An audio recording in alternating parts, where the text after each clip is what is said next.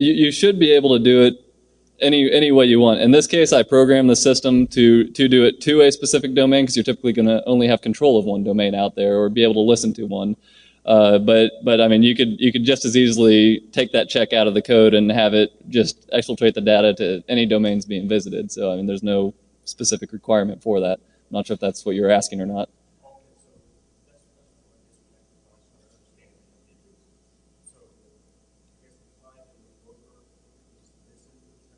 Yeah, they don't care about domains because your broker is typically always going to be what the client is sending its traffic to, like an inside internal DNS server, something like that. Like it's primarily say there's 5 or 6 owned box in a network, and you're wanting them to communicate, so they're not all trying to zip a file out and exfiltrate it. Maybe they all want to collaborate in some way. You're basically assuming that they're going to see each other's traffic in some way. Yeah. One channel I didn't see show was the use of sequence numbers. Let me think. I don't think does DNS have the sequence number? It has the ID number. I think that may be the same thing.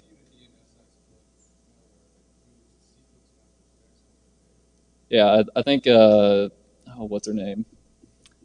I can't think of it, but I know which one you're talking about. It is very possible. It's a much lower bandwidth is the problem.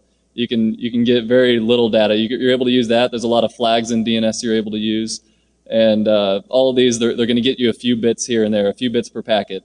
Whereas like subdomains, you can get 200 bytes out in a subdomain, or in a lot of the responses, you can get 400, 500 bytes out of it. Or if you use the eDNSO extension, you can get a lot more than that. So really, you just have to give up on those kind of tunnels and just not even worry about trying to find them, essentially.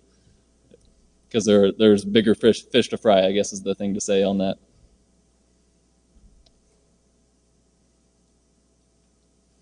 Is that it?